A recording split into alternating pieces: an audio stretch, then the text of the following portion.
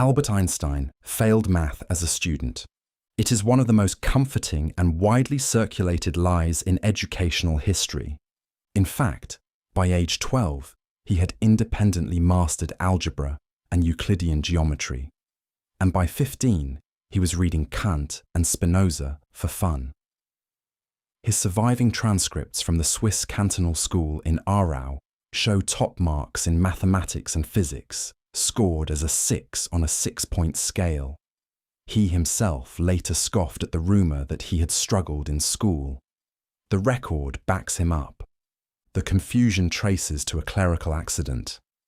When Einstein studied at the Swiss Federal Polytechnic in Zurich, the school used a grading system where 6 was the highest mark, the opposite of the German system where 1 was best. A careless biographer reading the Swiss transcripts saw a long line of 6s and assumed he had failed everything. That swap hardened over decades into the claim that Einstein had struggled with arithmetic.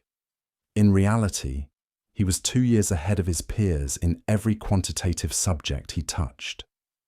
The myth turned up in print in a 1935 Ripley's Believe It or Not column, which Einstein personally read and publicly denied. It survived anyway. It was too useful. Parents wanted to reassure underachieving children. Teachers wanted to motivate struggling students. Self-help writers loved the image of history's most famous genius as a former bad student. Once a myth becomes emotionally convenient, the evidence rarely catches up. What the story hides is that Einstein was always a prodigy, just not always an obedient one. He dropped out of a rigid Munich gymnasium at 15 because he hated the militaristic style of instruction, not because he could not keep up. He published his first physics paper at 16. Celebrating the myth of a failing child, Einstein treats his real brilliance as embarrassing and makes genius sound like a lucky accident rather than the long hard work it actually was. Isaac Newton was hit on the head by an apple. The story told by Newton himself and later written down by his friend William Stukeley in 1726 says only that Newton was sitting in a contemplative mood in his mother's garden at Woolsthorpe Manor when he watched an apple fall from a tree. The impact was never on his skull. It was on his thinking. He asked why the apple fell straight down and not sideways, and that question set him on a line of reasoning that would end in universal gravitation. The scene happened around 1666, during the plague year when Cambridge University had sent its students home to avoid infection. Newton was 23 and still undistinguished. He spent 18 months at Woolsthorpe, working out calculus, optics, and the beginnings of his laws of motion. The apple question was one prompt among many. He did not publish the theory of gravitation until 1687 in the Principia because he needed that long to work out the mathematics and test it against planetary data. The head bump detail appears to have been added by later popularizers looking for a comic image.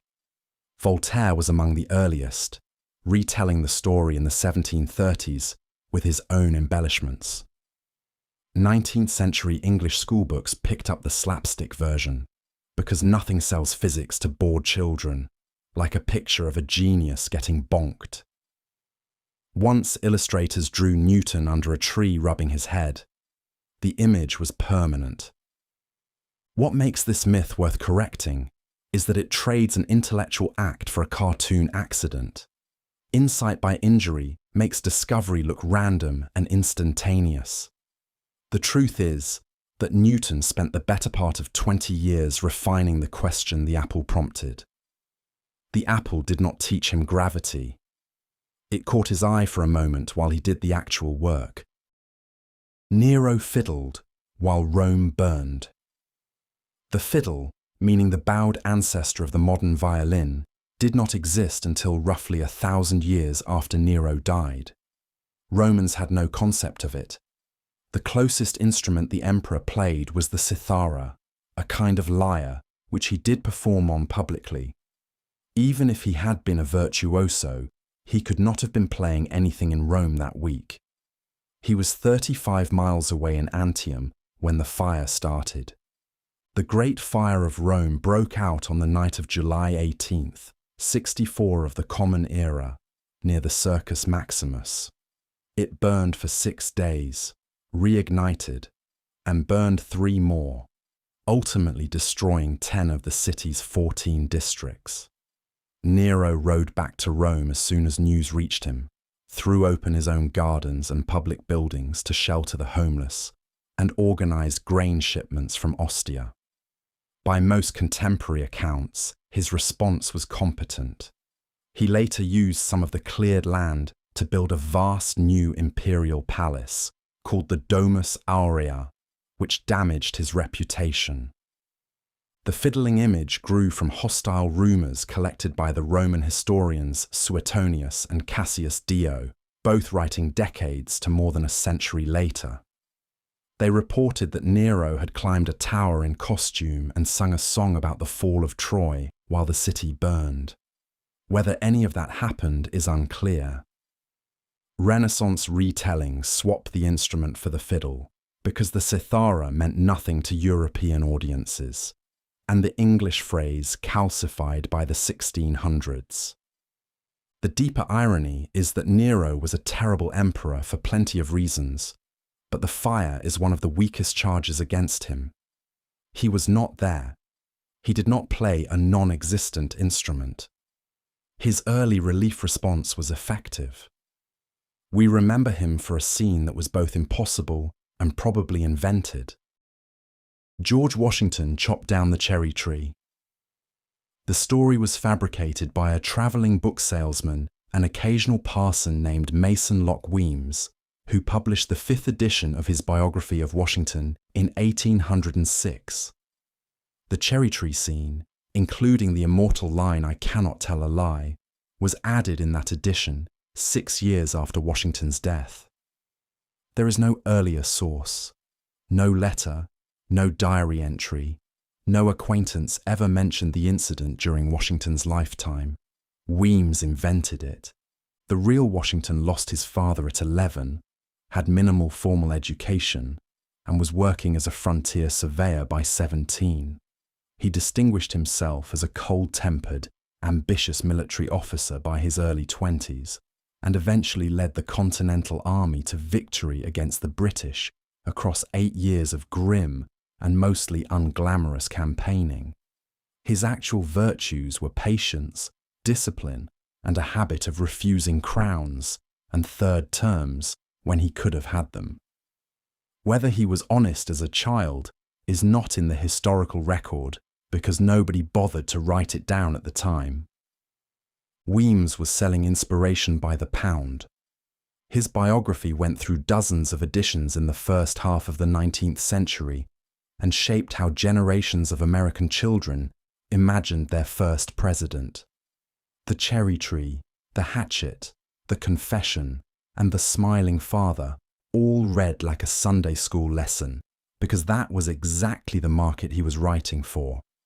American textbook publishers copied the scene without checking for a full century. The larger point is about how national myths get manufactured. A new country needed founder stories that taught morality rather than politics, and a small-time author supplied them on commission. The myth tells us more about early American anxiety over civic virtue than it does about any actual tree. Washington became a saint by sales strategy, not by evidence. The War of the Worlds. Broadcast caused mass panic. The reputation the programme has for tipping America into hysteria on October 30th, 1938, comes almost entirely from newspaper stories printed the following morning, not from anything that actually happened in American homes. Media historians Jefferson Pooley and Michael Socolow re-examined the evidence in 2013 and found no documented mass stampede, no verified suicides, and no overwhelmed police switchboards on the scale the legend claims. The Mercury Theatre on the Air aired on the Columbia Broadcasting System from 8 to 9 in the evening, the Sunday before Halloween. Orson Welles, 23, adapted the Herbert George Wells novel into fake news bulletins about a Martian invasion landing near Grover's Mill, New Jersey. Surveys taken within weeks showed the total audience was small, only a few million nationwide, and most of them either tuned in late from a competing network or heard the station breaks where the drama was identified as fiction. A handful of listeners called police. A handful is not a panic. The panic story was invented or wildly inflated by newspapers. In 1938, print was locked in an economic war with radio for advertising revenue. Editors saw the Wells broadcast as a chance to paint the new medium as dangerous and unfit for serious news. Within a week, roughly 12,000 articles ran nationwide claiming cross-country chaos, almost none sourced beyond anonymous anecdote. The influential academic study published by Hadley Cantrell in 1940 leaned on those clippings as data and locked the false version into the record for decades. What this case really illustrates is media panic about media. A jealous industry accused a rival industry of fooling the public, and the public bought the accusation because it fit the prejudice that radio listeners were gullible. The most gullible party, as it turned out, was the newspaper reader. Jesus was born on December 25th. No book of the Bible gives a date for his birth. The earliest Christian writers disagreed about it. Early suggestions included January 6th, April 18th, May 20, and November 18th. December 25th was not settled on until around 336 of the Common Era, when a Roman almanac first lists it as the date Christians would celebrate. That is roughly 3 centuries later. The date was chosen for political and liturgical convenience, not historical accuracy. December 25th was the Roman feast of Sol Invictus, the unconquered sun, a festival instituted by the Emperor Aurelian in 274 to honour the sun. It was also close to the Saturnalia, an earlier December celebration of drunken feasting, and to the winter solstice. Church leaders in the 4th century saw the practical advantage of layering the Christian holiday on top of existing pagan festivities. Conversion is easier when the party schedule does not change. What the Gospel of Luke actually describes, read carefully, points away from winter. Shepherds are abiding in their fields, watching their flocks by night. In the Judean highlands, flocks are brought down from the hills by October to shelter against the rain and cold. Most scholars who attempt to date it estimate late summer or early autumn, with a probable birth year between 6 and 4 before the Common Era, based on the reign of Herod the Great, who is named in Matthew. The real story is that the birthday is essentially a branding decision. Christianity did not know when its founder was born, so it picked a date that worked commercially and theologically. That does not diminish the meaning of Christmas for believers, but it does reveal something about how religions build their own calendars. The feast is real. The date is improvised. The O'Leary cow started the Great Chicago Fire. The newspaper reporter who first printed the cow story, Michael Ahern of the Chicago Republican, admitted in 1893 that he had invented the detail for colour. The fire did begin in the O'Leary barn on DeKoven Street on the evening of October 8, 1871, but the kicking lantern and the bovine culprit were pure journalism. Catherine O'Leary and her husband Patrick testified under oath that they had been asleep when the fire started. The blaze lasted roughly 30 hours, killed around 300 people, destroyed 3 1/3 square miles of the city, and left about 100,000 residents homeless, roughly 1/3 of the population. Chicago in 1871 was a tinderbox. The summer had been unusually dry. Most buildings and sidewalks were wood, and a strong southwest wind pushed the fire across the river into downtown. Over the same 2 days, a larger fire in Peshtigo, Wisconsin, killed more than 1,000 people, but was overshadowed by Chicago. The cow story survived because it satisfied 2 appetites at once. It gave urban readers a human villain in the form of an Irish immigrant woman, fitting the nativist prejudice of the era. It also provided a comic image that softened the horror of the actual disaster. Catherine O'Leary lived 24 more years, avoided journalists for the rest of her life, and reportedly died of grief over the slander. The wider lesson is how cities prefer stories to investigations. A fire that killed 300 people needed a cause, and a careless cow was simpler than drought, plus wooden infrastructure, plus an understaffed fire department. Catherine O'Leary was convenient the way scapegoats usually are. She had no power and no friends in the press. Thomas Edison invented the light bulb alone. At least 22 separate inventors produced working incandescent lamps before he did. Humphrey Davy demonstrated an electric light in 1802, 77 years earlier. The Canadians Henry Woodward and Matthew Evans patented a bulb in 1874 and sold it to Edison 4 years later. The British physicist Joseph Swan was demonstrating incandescent lamps in public lectures in 1878, a year before Edison filed his own patent in the United States. What Edison actually contributed, and it is substantial, was engineering rather than the idea. He and his team at Menlo Park, New Jersey, built a bulb using a carbonized bamboo filament that could last 1,500 hours, roughly 100 times longer than the best previous designs. More importantly, he designed the system around it, including the socket, the switch, the generator, and the distribution wiring. Edison's genius was making light cheap enough to install in a building, which no one else had solved. The lone inventor mythology came from Edison himself.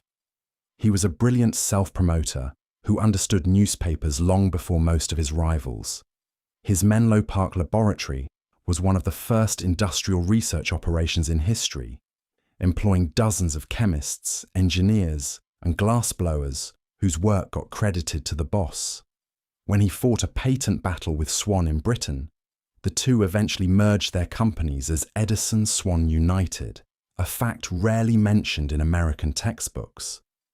What the pattern hides is how invention actually works. Major technologies almost never come from a single eureka.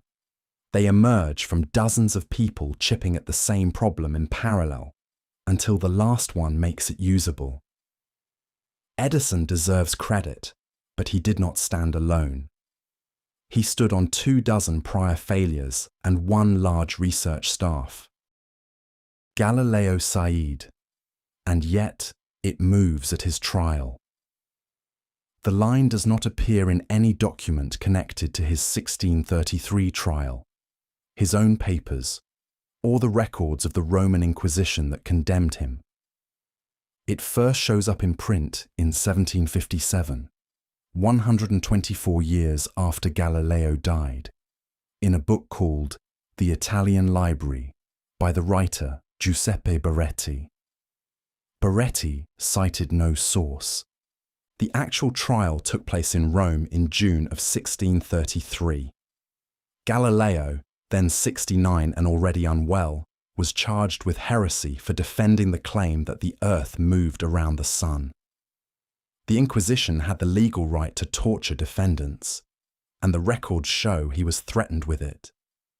He recanted in full, kneeling before the tribunal and reading a prepared statement that rejected his heliocentric views. He was sentenced to life imprisonment, immediately commuted to house arrest at his villa near Florence, where he lived until his death in 1642. The attribution stuck because the story is emotionally satisfying. The image of a brilliant old man defying a bullying church with a whispered correction is exactly the scene humans want from their science martyr narratives. 19th century writers, especially Protestants working against the Catholic Church, amplified the line as a symbol of reason versus faith. A painting discovered in the early 20th century shows Galileo in an Inquisition cell with the Italian phrase in the corner, but its dating is disputed. The truth is actually better. A 69-year-old scientist recanted under threat, continued secretly sending his research out of the country through friends, and published his greatest mechanics book in the Netherlands a few years later. That is defiance without melodrama. The mutter never happened. The smuggled manuscripts did. Paul Revere rode alone. On the night of April 18th, 1775, dozens of other riders were spreading the same alarm across Middlesex County, Massachusetts. William Dawes took a different route out of Boston, and Samuel Prescott, a young doctor from Concord, joined them on the road. Prescott was the only one of the three to complete the full ride. Revere himself was captured by a British patrol before reaching Concord and spent part of the night being questioned at gunpoint. What Revere did do was significant. He rowed across the Charles River past a British warship named the Somerset, borrowed a horse in Charlestown, and galloped roughly 12 miles to Lexington, warning Samuel Adams and John Hancock that the regulars were marching. Along the way, he alerted every militia captain and Minuteman household he passed, which produced the flood of secondary riders who carried the warning into the countryside. The colonial alarm network was decentralized and wide. No single rider could have reached every town before dawn. The image of Revere as the lone midnight hero came from one source. Henry Wadsworth Longfellow published the poem Paul Revere's Ride in 1861 on the eve of the Civil War. He was writing propaganda meant to inspire Northern patriotism, not history. He knew the real story was more crowded and simplified it for rhyme and drama.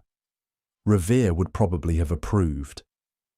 He spent decades after the Revolution cultivating his own celebrity, including sitting for a famous portrait by John Singleton Copley. The broader point is how American memory compresses group effort into a single dramatic lead. The Midnight Alarm was a networked operation involving dozens of riders, church bells, bonfires, and shouted warnings passed house to house. Longfellow gave it one hero, one horse, one line. That is easier to teach. It is also harder to replicate in real life. Benjamin Franklin discovered electricity with a kite. Electricity had been studied in Europe for at least a century before Franklin, with figures like William Gilbert, Stephen Gray, and Charles Dufay conducting documented experiments. Ancient Greeks had known about static electricity in amber since the 6th century before the Common Era. Franklin's actual contribution was theoretical. He was the first to propose that electricity came in two complementary charges, positive and negative, and the first to argue that lightning was the same phenomenon as laboratory sparks. The kite experiment, if it happened at all, was not the discovery moment most people imagine. Franklin never wrote a detailed first-hand account. What we have comes from Joseph Priestley, who published the story in 1767, 15 years after the alleged event. The purpose was not to discover electricity. It was to test Franklin's hypothesis that storm clouds carry charge. If the story is accurate, he drew a faint spark from a wet string, not a lightning strike. Two European researchers attempting the same experiment with less care were electrocuted within a few years. The image of Franklin getting struck by lightning and cheerfully surviving comes from a century of children's books and American mythology. A famous Currier and Ives print from the 19th century cemented the smiling founding father with a kite in a storm. It makes electricity look like a happy accident rather than the cumulative work of the international scientific community. It also makes Franklin, who was genuinely one of the sharpest minds of his century, into a lucky amateur. What Franklin actually deserves credit for is the lightning rod, which he developed from his own theory in 1752, and which saved countless churches, barns, and homes over the following 2 centuries. That invention is a direct consequence of understanding electricity. The real genius was not the kite, it was the equipment he built next. Walt Disney was cryogenically frozen. He was cremated on December 17th, 1966, 2 days after dying of lung cancer at 65. His ashes were interred at Forest Lawn Memorial Park in Glendale, California, where the plaque marking his urn has been a public pilgrimage site for decades. The story that his body is suspended in liquid nitrogen under Disneyland or near Sleeping Beauty is pure fabrication. The urn has been in the public record since the day it was placed. The rumor seems to have started in 1969 in an unauthorized biography by Leonard Mosley that hinted at body preservation without any evidence. A young animator, reportedly fired from the studio around the same time, helped spread the story as revenge. The timing locked it in. The first human being ever cryopreserved, a psychology professor named James Bedford, was frozen on January 12, 1967, less than a month after Disney's death. The coincidence was irresistible for tabloid writers. There are a few reasons the myth continues to thrive. Disney was famously obsessed with the future. His experimental prototype community of tomorrow, called Epcot, was designed as a planned city of the future. He sponsored research into animation technology, robotics, and urban design. A man who built animatronic Abraham Lincolns and wanted to redesign American city life from scratch does feel like someone who might try to cheat death. He just did not. He ran out of time, like everyone else. What this myth gets right is the human impulse to believe certain people are too important to die. The Disney legend was built on unlimited possibility, and it is uncomfortable to accept that the man himself was mortal and ordinary at the end. Stashing him in a freezer under the park preserves the story as much as it would have preserved the body. But he is under Glendale. The ashes say so. Lincoln freed all slaves instantly. The Emancipation Proclamation, issued on January 1st, 1863, applied only to enslaved people in the 11 Confederate states still in active rebellion. It did not apply to the 4 slaveholding border states that had stayed in the Union, namely Kentucky, Maryland, Delaware, and Missouri. It also exempted regions of Louisiana, Tennessee, and Virginia already under Union military control. Roughly 3 million enslaved people gained legal freedom that day. Roughly 1 million did not. Full abolition required the 13th Amendment, passed by the House on January 31st, 1865, and ratified that December, 8 months after Lincoln's assassination. Even then, actual emancipation on the ground depended on Union troops physically arriving in Confederate territory. Enslaved Texans did not get the news until June 19th, 1865, 2.5 years after the proclamation, an event now commemorated as Juneteenth. Freeing roughly 4 million people was a slow, bloody military process that took the better part of 3 years and a constitutional amendment. The instant freedom myth comes from how American textbooks handle complexity. Teachers prefer one date and one hero. The proclamation was dramatic, Lincoln was assassinated shortly after, and the 13th Amendment gets taught as a footnote. The result is a story where a single paper signed by one president ends American slavery in a single gesture. That framing hides what the real end looked like, which involved black Union soldiers, the Freedmen's Bureau, and a decade of Reconstruction that was eventually abandoned. None of this takes anything away from Lincoln's credit. He earned it. The proclamation was a radical wartime act, and it shifted the moral ground of the Civil War permanently. But freedom did not arrive in a flash on one day. It arrived by argument, amendment, and infantry across nearly 3 years to people who had been waiting generations for it. The Declaration of Independence was signed on July 4th. The Continental Congress voted for independence on July 2nd, 1776. They finalized the wording of the document on July 4th, but only John Hancock, the President of the Congress, signed it that day. The bulk of the other delegates did not add their names until August 2nd, nearly a month later, when a formal engrossed copy was ready on parchment. Some signatures were added later that fall. The famous painting by John Trumbull in the Capitol Rotunda shows all 56 signers gathered in one room presenting the document to Hancock. That scene never happened. Trumbull finished the painting in 1818, 42 years after the event, and he was working from his imagination and from portraits supplied by surviving delegates and their families. Several of the men he depicted were not in Philadelphia in July of 1776.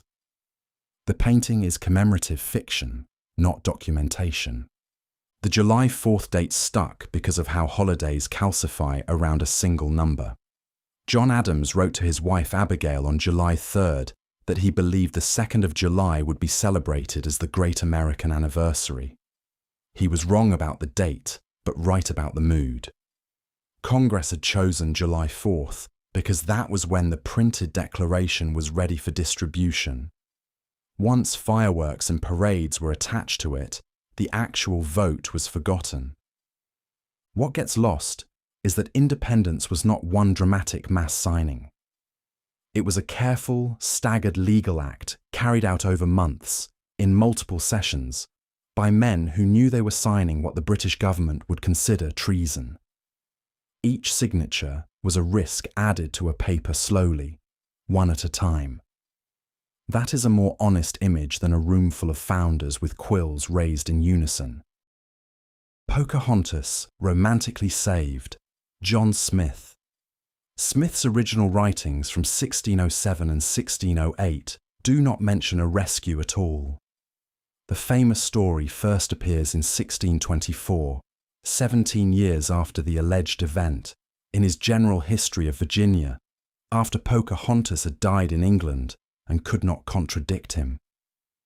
At the time of their first meeting, she was roughly 10 or 11 years old.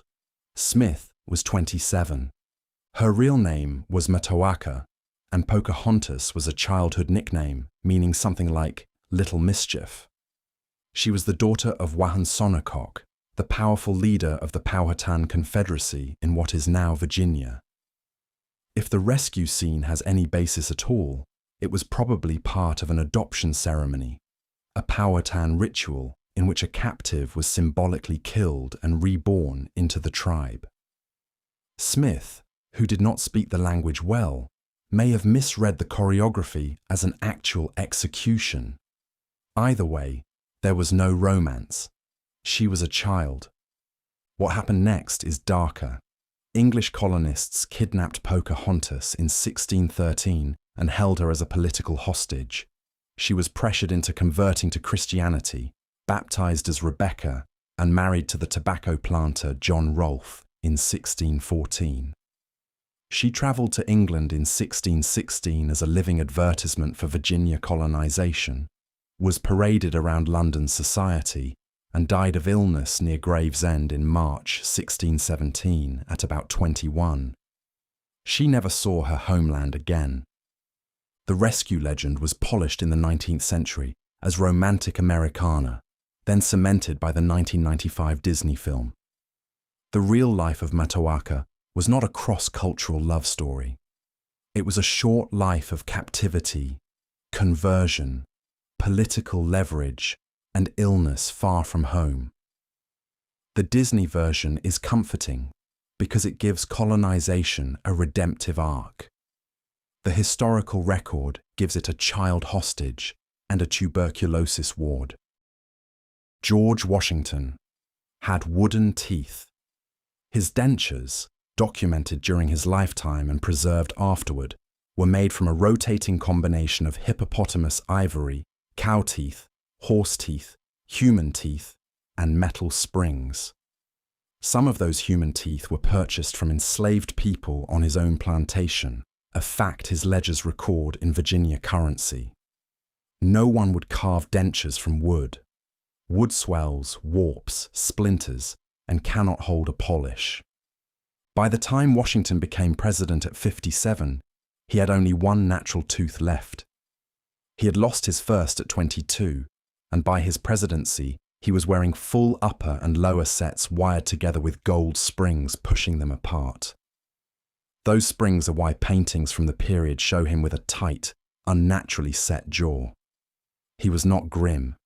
He was physically prevented from closing his mouth without effort. Letters between Washington and his dentist John Greenwood describe complaints about pain, bleeding, and the impossibility of chewing anything tougher than bread soaked in wine. The wood myth likely comes from what ivory looks like after years of use. Hippopotamus ivory darkens unevenly, stains from wine and coffee, and develops a grain-like texture. By the time his dentures were examined decades after his death, the ivory had discolored so badly that later observers assumed wood. 19th century newspapers ran with it because a president with wooden teeth made a better folk anecdote than a president who bought teeth from slaves. The correction here is not only about materials, it is about what the myth conceals.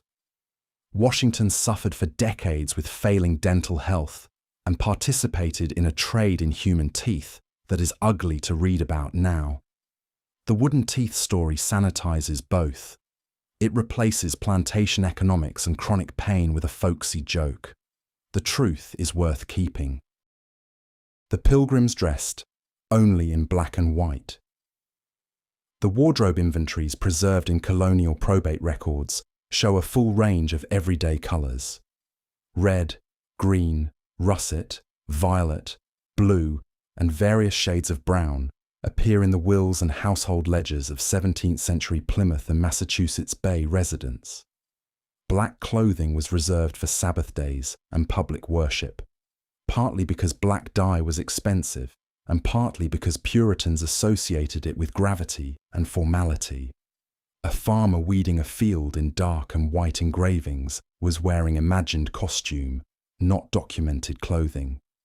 The Plymouth colonists arrived on the Mayflower in 1620 and settled on land emptied by a disease epidemic that had killed most of the native Wampanoag population only years earlier. Surviving wardrobes, letters, and merchant orders describe wool doublets in green and blue, leather jerkins in earthy tones, caps dyed madder red, and stockings in a range of colours.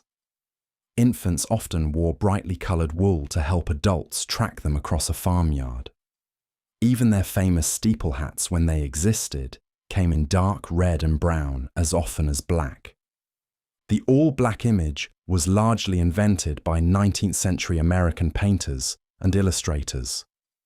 Artists like John Leon Jerome Ferris and the schoolbook publishers who printed engravings of the first Thanksgiving leaned into severe black and white clothing because it made the pilgrims look holy, sober, and distinctively American against a wild background.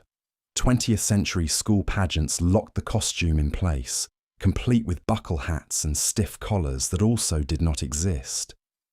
What the black and white hides is that pilgrims were ordinary 17th century English working people, not monochrome saints. They wore what their neighbours in Leiden and Lincolnshire wore, patched as needed, and tinted with whatever dye plants they could grow or trade for. The costume myth flattens them into a religious brand. The real people had better colour sense. Medieval Europeans believed the earth was flat. Every major medieval scholar from Bede in the 7th century, through Thomas Aquinas in the 13th, to Dante in the early 14th, wrote openly about a spherical earth. The treatise by Bede called On the Reckoning of Time, composed around 725 of the Common Era, describes the planet as a sphere. The Divine Comedy, written around 1320, hangs its entire cosmology on a round earth with a centre of gravity. Medieval maps sometimes looked strange, but they were symbolic diagrams, not geographical claims. Islamic scholars in Baghdad, Cairo, and Cordoba refined the Greek calculations of the Earth's circumference to remarkable accuracy by the 9th century. The astronomer Al-Biruni, writing around 1030, calculated the planet's radius using trigonometry and mountain observations, and got within a few % of the modern value. These calculations reached Europe through Latin translations in the 12th and 13th centuries, and were incorporated into standard university curricula from Paris to Oxford. An undergraduate at medieval Bologna would have been mocked for not knowing this. The flat earth slander against medieval Europe was manufactured mostly in the 19th century by writers pushing a particular conflict between science and religion. History of the Conflict Between Religion and Science by John William Draper, published in 1874, and a later similar work by Andrew Dixon White, both leaned on the flat earth story as evidence the church had suppressed knowledge for 1,000 years. Both were inventing a past to fit an argument. What the myth replaces is a serious intellectual tradition. Medieval universities taught Aristotle, Euclid, and Ptolemy alongside theology, and scholars corresponded across continents about geometry and astronomy. That tradition is less dramatic than brave modern science defeating ignorant priests, but closer to what actually happened. The only people seriously believing in a flat earth in the last 2,000 years are online. The Boston Tea Party was only about taxes. The tax itself was nearly irrelevant. The Tea Act of 1773, which triggered the protest, actually lowered the price of legal British tea in the colonies. The real grievance was a monopoly. The Act gave the struggling East India Company, which had roughly £17 million of unsold tea rotting in English warehouses, the right to ship directly to America and undercut colonial merchants who had been smuggling Dutch tea for years. Boston's merchant class stood to lose its most profitable trade. On the night of December 16, 1773, around 100 members of the Sons of Liberty, loosely disguised as Mohawk warriors, boarded 3 ships at Griffin's Wharf and dumped 342 chests of tea into Boston Harbour. The total was around £92,000 of tea, worth close to $2 million in today's money. They did not damage the ships, did not attack the crews, and did not steal anything. The point was to destroy a specific cargo, not to riot. The underlying argument was about parliamentary authority. Colonial leaders like Samuel Adams and John Hancock argued that if Parliament could grant trade monopolies without colonial consent, there was no practical limit on what it could impose next. Tea was a test case, chosen because it was a symbolically charged consumer good that everyone handled. The British Parliament responded with the Coercive Acts in 1774, closing the port of Boston until the tea was paid for. Those laws radicalised the moderates. What the tax's only framing hides is that the Tea Party was a coordinated economic protest dressed as vandalism, organised by merchants and lawyers with clear strategic goals. It was not a tax revolt. It was an opening move in a longer argument about who got to govern. Marco Polo brought pasta to Italy. Italians were eating pasta long before Polo returned from China in 1295. Roman cookbooks from the 1st century of the Common Era describe lagana, a thin dough boiled in water, which scholars consider a direct ancestor of lasagna. Arab traders brought dried, shelf-stable pasta to Sicily as early as the 9th century, and by the 12th century, the Arab geographer Muhammad al-Idrisi reported that Sicilian towns were exporting it by the shipload across the Mediterranean. Polo arrived centuries late to a well-established industry. What Polo actually wrote in his travel narrative is more modest. He described eating noodles in China and noted, with the surprise of a foreigner, that they resembled the pasta he knew at home. He was comparing two dishes, not claiming to have introduced one to the other. Nowhere in his book does he take credit for bringing pasta back with him. The manuscript even mentions spaghetti and vermicelli as if they were ordinary words to his Venetian readers, which they were. The origin myth was fabricated in 1929 in a trade publication called the Macaroni Journal, produced by the National Macaroni Manufacturers Association in the United States. The article told a fictional story about a Venetian sailor on Polo's expedition discovering a Chinese girl making noodles. The industry reprinted it as a charming legend to market dried pasta to Americans who associated Italian food with authenticity. From there, it entered magazines, encyclopedias, and school books. The honest reading is that pasta is one of many Mediterranean dishes with a long, multicultural, heavily Arab-influenced history.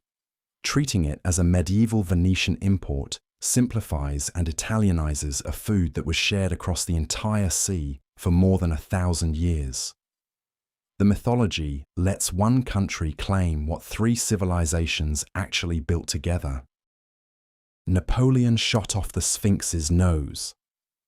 Sketches made by the Danish traveller Frederick Louis Norden in 1737, more than 60 years before Napoleon's Egyptian campaign, already show the Great Sphinx of Giza without a nose.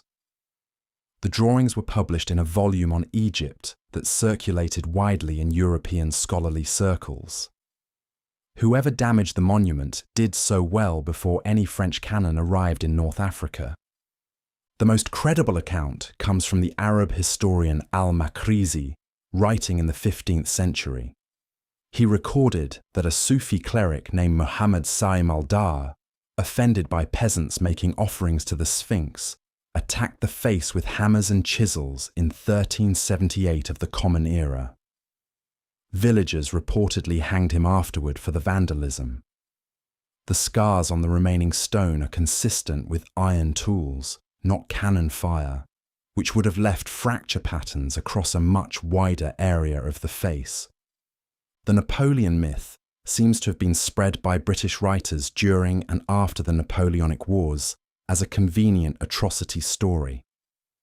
It fit a broader pattern of portraying the French as cultural barbarians, despite the fact that Napoleon's expedition actually brought along more than 150 scholars and artists who produced the monumental description of Egypt, a founding work of modern Egyptology.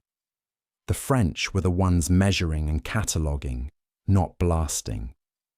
What gets lost here is that iconoclasm has a much longer history than any one empire. Religious objection destroyed more ancient sculpture across the Mediterranean world than any modern army ever did. Blaming a European general for a 14th century act of sectarian rage flatters both sides. It lets Europeans feel guilty about something they did not do, and lets everyone else avoid looking at the actual motive, which was theological outrage against a pagan monument. Johannes Gutenberg invented the printing press. Movable type had existed in East Asia for roughly 4 centuries before he built his workshop in Mainz in the 1440s. The Chinese artisan Bi Sheng made ceramic movable type in the 1040s of the Common Era, during the Song dynasty. Korean metalworkers under the Goryeo kingdom cast bronze movable type by the early 1300s and used it to print the Jikji, a Buddhist text dated 1377, now preserved in Paris. That predates the Gutenberg Bible by 78 years. What Gutenberg actually contributed was a set of engineering solutions adapted to the Latin alphabet. He developed an oil-based ink that adhered properly to metal type, a hand mold that let casters reproduce letters quickly in lead and tin alloy, and a screw press borrowed from wine and olive production and modified for paper. The combination made it possible to produce hundreds of identical pages per day in a script with only a few dozen characters.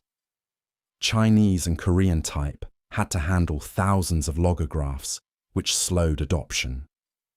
The sole inventor framing grew out of 19th century German nationalism. Mainz, Frankfurt, and Strasbourg all held celebrations in 1840 on the claimed 400th anniversary of his work, and illustrated biographies portrayed him as a lone genius, handing civilization the key to the modern world.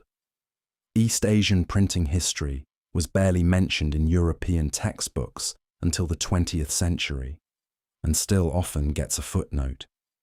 What the myth conceals is that the printing press was one of several parallel inventions across Eurasia that transformed how information moved. Crediting a single city and a single craftsman flattens a centuries-long, multi-continental engineering lineage. Gutenberg was a skilled adapter working at the right end of that lineage, not the inventor of the wheel. The Trojan War was a single Homeric event. Homer's Iliad describes a 10-year siege ending with a wooden horse, divine interventions, and named heroes like Achilles and Hector fighting in armoured duels. The poem was composed around the 8th century before the Common Era, roughly 400 years after the supposed events. What archaeology has found at the site of Troy, on the western coast of Turkey near the modern village of Hisarlik, is more complicated and far less theatrical. Excavations begun by Heinrich Schliemann in the 1870s and continued by Carl Blegen and Manfred Kaufmann identified at least 9 layers of settlement stacked on the same mound over more than 3,000 years. The layer most often associated with Homer's Troy, called Troy 7a, shows signs of destruction by fire and violence around 1200 before the Common Era, along with unburied human remains and burned grain storage. That is consistent with some kind of sack, but no wooden horse, no 1,000 ships, no single 10-year campaign. The scale of the Homeric story is poetic inflation. The myth endures because the Iliad is one of the oldest and best preserved narrative poems in any language.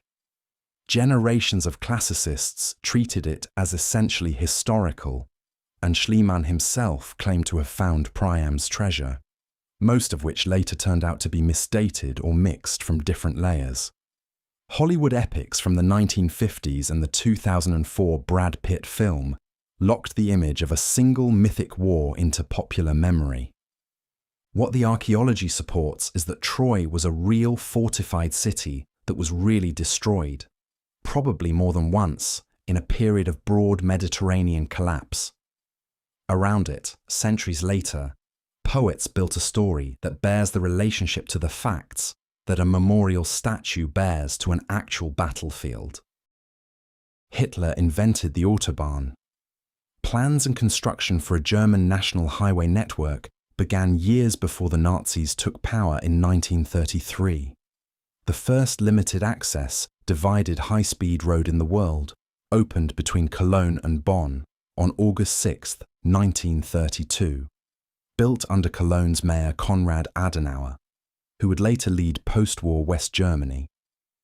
Italy had opened its own autostrada network starting in 1924, another decade earlier. The concept of the modern motorway is Italian, not German, and certainly not Nazi. What the Nazi regime did was seize the existing plans, rebrand them, and expand construction as a propaganda project. By 1941, when wartime priorities halted the effort, roughly 2,300 miles of Autobahn had been laid, much of it using forced labor that would later include concentration camp prisoners. The network was also notably unsuited for mass passenger traffic during the Third Reich, because most Germans could not afford a car. It was built more for military movement and spectacle than for civilian life. The myth that Hitler personally conceived the Autobahn was pushed hard by Nazi propaganda, most visibly in newsreels showing him ceremonially turning the first sod. After the war, defenders of the regime and some American admirers of its public works kept the story alive as supposed evidence that dictatorships at least got infrastructure done. That claim survives in business books and political speeches to this day. The truthful record is that modern highways were a Weimar and Italian engineering achievement, delivered by civil engineers working under democratic and fascist governments alike, and then appropriated by a totalitarian one. Giving Hitler credit for the roads rewards theft of authorship with a reputation for competence he did not earn. The Cold War was a simple two-power standoff. From the late 1940s through the early 90s, the conflict between the United States and the Soviet Union was portrayed in Western media as a tidy rivalry between two roughly equal superpowers. The actual geography was far messier. China broke with Moscow in the early 1960s over ideology and border disputes. And by 1969, the two communist giants were fighting small-scale but real military engagements along the Ussuri River. Yugoslavia had split from the Soviet bloc already in 1948 under Tito. The non-aligned movement, formalized in Belgrade in 1961, eventually included more than 100 countries that refused to pick a side. Economically, the two sides were never close to parity either.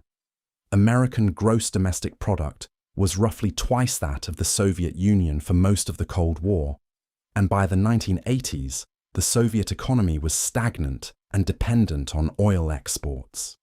The arms race was closer because both powers poured disproportionate shares of their budgets into weapons. Calling it a balance of power obscures how heavily the underlying resources tilted toward the West. The tidy two-camp narrative was useful for both governments. American officials needed a clear adversary to justify military spending and alliance structures like the North Atlantic Treaty Organization.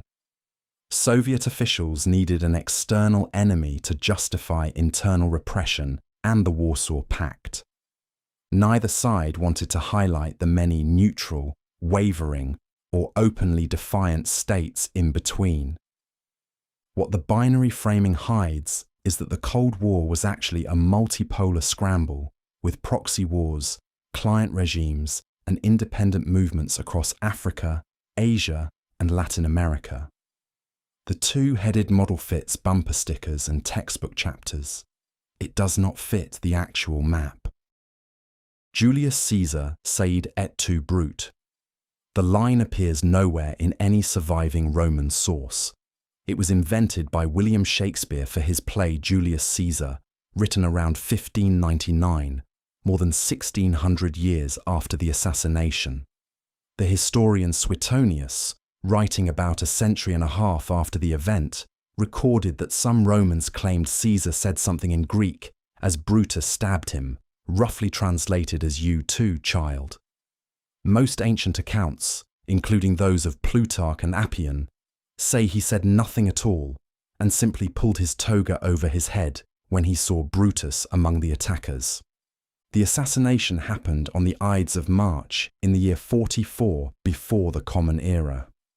A group of roughly 60 senators, led by Marcus Junius Brutus and Gaius Cassius Longinus, met Caesar in the portico of a theatre attached to the Curia of Pompey, the regular meeting place, while the main Senate house was under repair.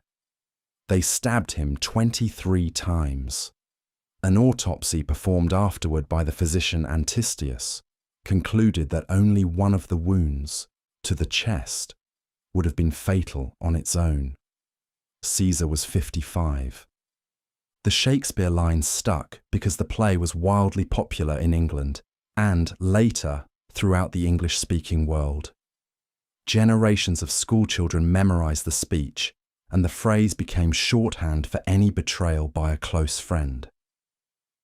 By the time modern historians clarified that the line was literary invention, it had been quoted in speeches, novels, and political cartoons for 3 full centuries.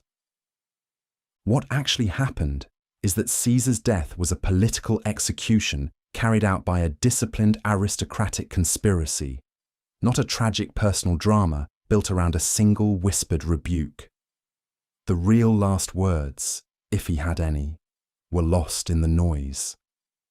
Shakespeare supplied the soundtrack later. Richard Nixon said, "I am not a crook," in a defensive press conference about Watergate. He said it on November 17, 1973, at a question and answer session with Associated Press managing editors at Walt Disney World in Orlando, Florida.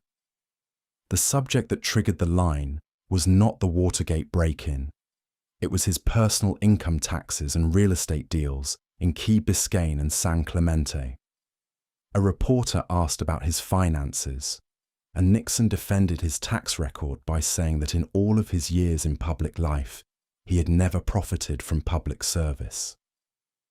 The exact quote, delivered to an audience of newspaper editors, included the sentence that he had earned everything he had, and that people had got to know whether or not their president is a crook, and that he was not a crook.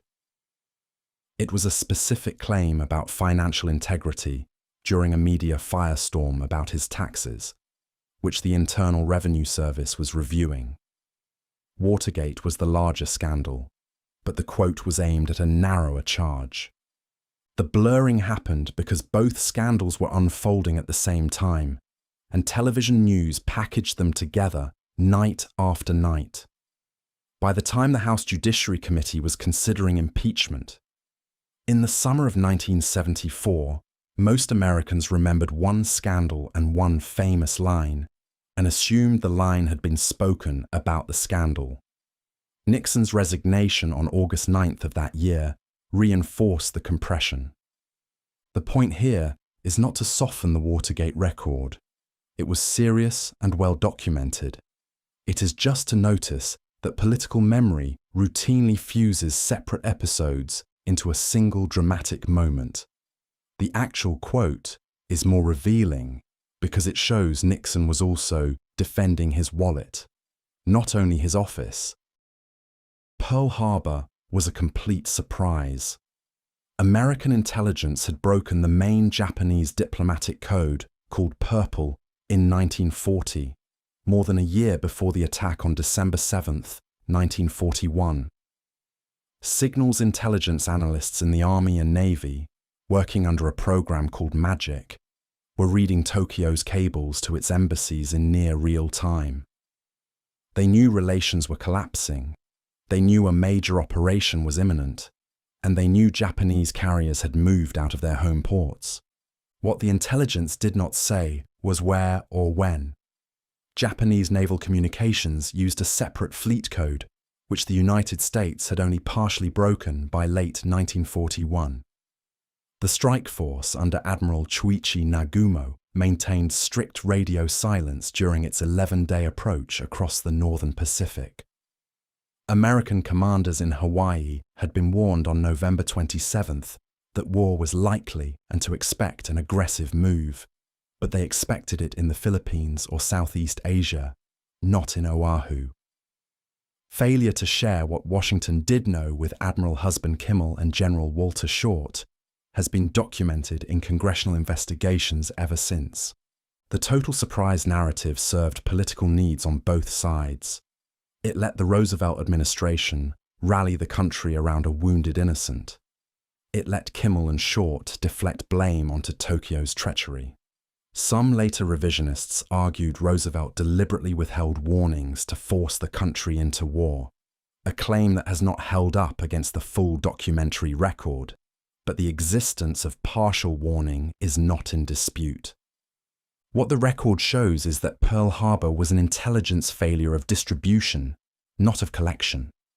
The pieces were on desks in Washington. They simply never reached the commanders who needed them, in time, in one place. The lesson is bureaucratic, and it is still being relearned. The 300 Spartans fought alone at Thermopylae. The total Greek force defending the pass in August of 480 before the Common Era numbered around 7,000 soldiers drawn from multiple city-states. Thespian hoplites, about 700 of them, fought and died alongside the Spartans on the final day. Around 400 Thebans were also present, though ancient sources disagree about whether they stayed willingly. Phocians, Locrians, Corinthians, Arcadians, and others rotated through the front line during the three-day battle. Calling the stand a 300-man operation erases 6,700 of the defenders. The Spartan contingent was itself smaller and stranger than legend suggests. 300 full Spartiates, each escorted by several helot attendants, made up the elite corps. The helots, enslaved agricultural workers owned by the Spartan state, fought in the battle too, but were never counted in the famous number. Herodotus, who wrote his history about a generation later, preserved the broader order of battle, but later retellings, from Renaissance woodcuts to the 2006 film 300, stripped everyone else out. The Spartan-centric version took hold because it served both ancient and modern purposes. Greek propaganda after the Persian defeat made Sparta the symbol of disciplined resistance. Later European nationalists, from 19th century German gymnasts to modern political movements, grabbed the image as shorthand for a small pure band against overwhelming foreigners. That framing required ignoring the Thespians, Thebans, and Helots, who also bled on the mountain. The accurate frame is that Thermopylae was a coalition operation, not a Spartan solo performance. The sacrifice was real, the tactics were effective for as long as they lasted, and the commemoration belongs to a much larger and more diverse group than the one modern movies celebrate. The French Revolution began with the storming of the Bastille. By July 14th, 1789, the crisis had been building for at least 2 years. The calling of the Estates General in May of that year, the tennis court oath on June 20th, and the formation of the National Assembly had already challenged royal authority. Rural France had been in intermittent revolt over bread prices and feudal dues since the harvest failures of 1788. The Bastille assault was dramatic, but it was a midpoint, not a starting gun. The prison itself held only 7 inmates that day. 4 were check forgers, 2 were aristocrats committed at family request for mental illness, and 1 was a murderer. The storming, by a crowd of roughly 900 Parisians, was aimed at seizing the gunpowder stored inside, not at liberating political prisoners. The fortress was chosen because it was the most visible symbol of arbitrary royal detention in a neighborhood already in the middle of a street-by-street insurrection. The governor, Bernard-René Jourdan de Launay, surrendered after a bloody firefight and was killed as the crowd marched him toward the city hall. The single event framing came from later revolutionary governments, which needed a foundational date for the national calendar and a vivid image for commemorative paintings. Bastille Day, declared a national holiday in 1880, required one moment of birth, not a messy 3-year unraveling. 19th century historians completed the process by writing narrative histories that built toward July 14th as a climax. The deeper pattern is that revolutions rarely have starting pistols. They accumulate. The Bastille was stormed because Paris was already in revolt, and Paris was in revolt because the countryside was starving, and the countryside was starving because several bad harvests and a broken tax system had exhausted the country's patience. Winston Churchill really said all those famous quotes. A substantial fraction of the lines attributed to him online and in self-help books come from other people or from nobody at all. The quote that has no enemies has no character was most likely coined by the 19th century English poet Alfred Tennyson, not Churchill. The line that a lie gets halfway around the world before truth has its boots on is attributed to Churchill constantly, but its earliest known form comes from the writer Jonathan Swift in 1710, more than a century before Churchill was born. The problem is large enough that the International Churchill Society, a scholarly body that maintains his correspondence and speeches, keeps a standing list of falsely attributed quotations. That list runs to more than 100 entries. Among the more stubborn fakes are lines about socialism, democracy, Islam, and drinking, none of which can be traced to anything Churchill wrote or said in verified form. Some come from misattributed columnists. Some were simply invented on internet forums and retweeted into apparent credibility.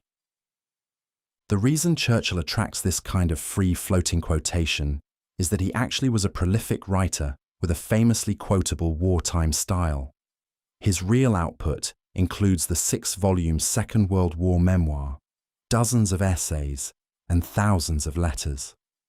That creates a plausible background against which any dry, witty English sentence can be slipped.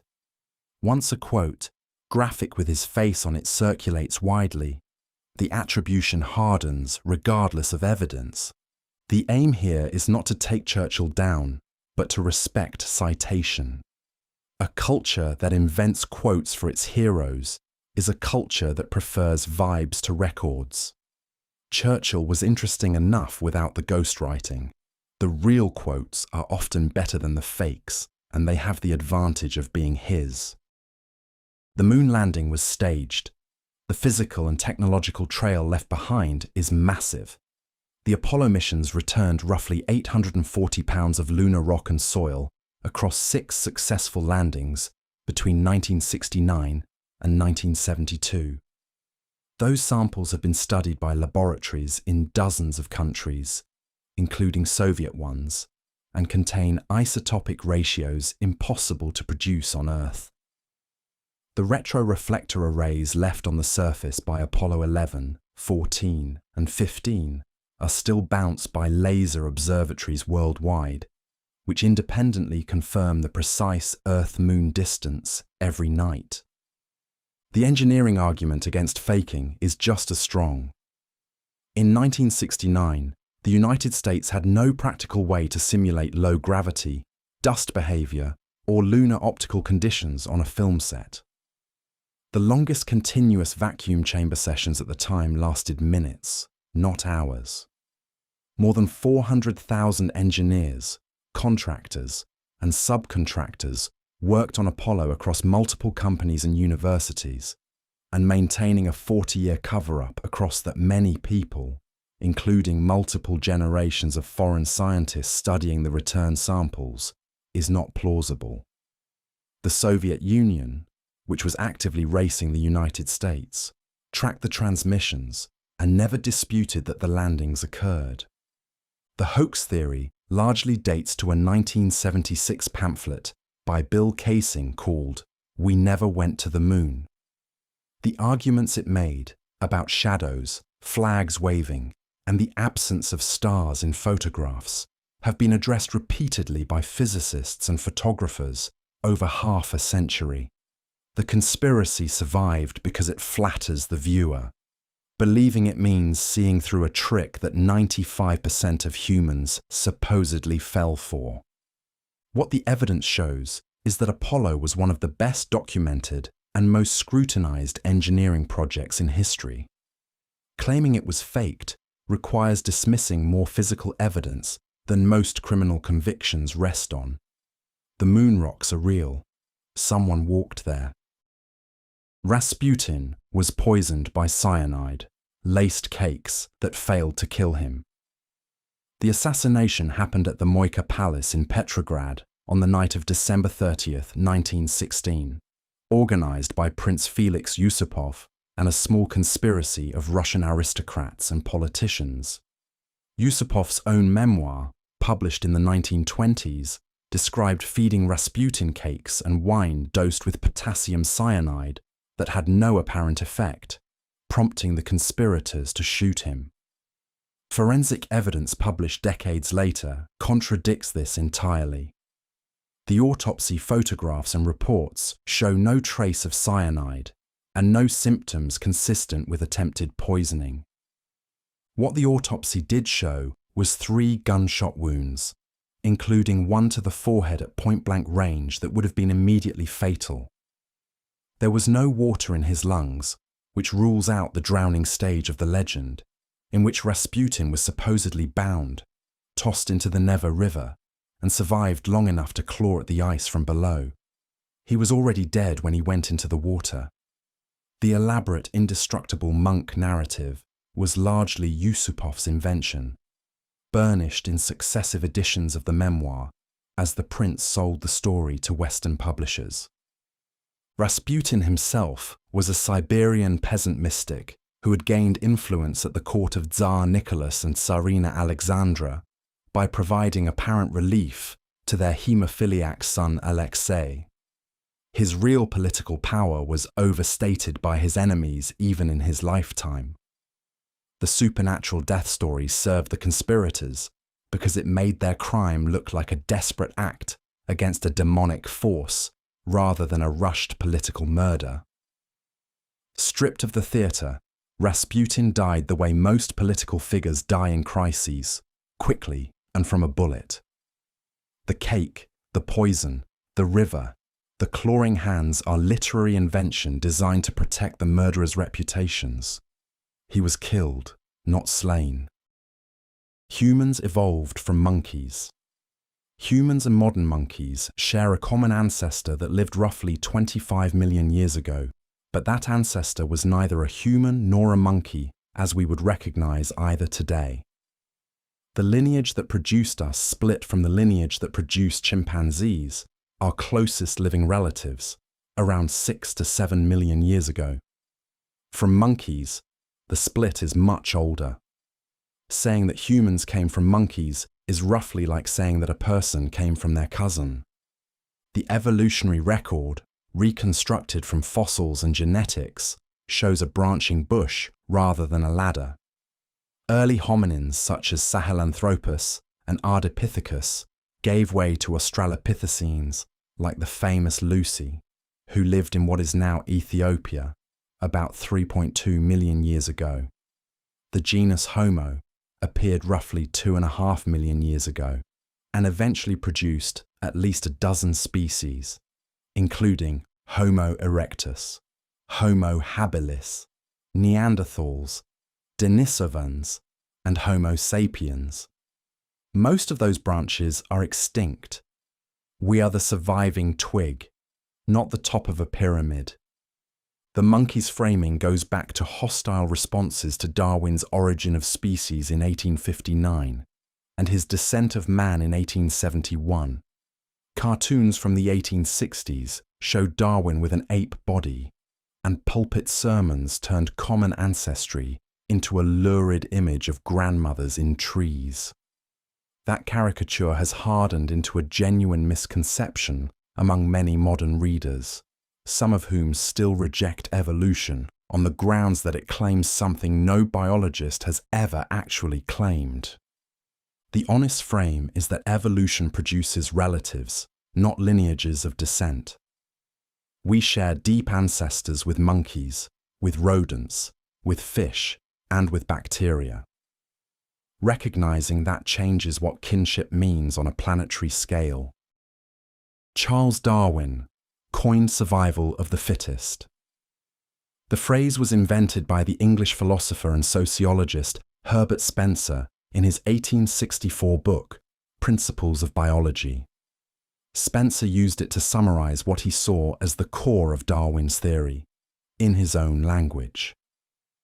Darwin himself resisted the phrase for several years, preferring natural selection, which he felt was more accurate. He eventually added survival of the fittest to the 5th edition of On the Origin of Species in 1869, partly under pressure from the naturalist Alfred Russel Wallace, who thought Spencer's version was clearer to general readers. The two phrases are not quite the same thing. Natural selection describes a process in which heritable traits that improve reproductive success become more common in a population over generations. Survival of the fittest, taken literally, sounds like a statement about which individuals live longest, which is not what the theory claims. Many traits favored by natural selection, such as elaborate mating displays or altruistic care for relatives, reduce the individual's own survival prospects while raising the number of surviving offspring who share the relevant genes. The Spencer phrase was adopted enthusiastically by 19th century writers pushing a view later called social Darwinism, which tried to justify imperialism, poverty, and laissez-faire capitalism as natural processes. That political program had very little to do with what Darwin actually argued.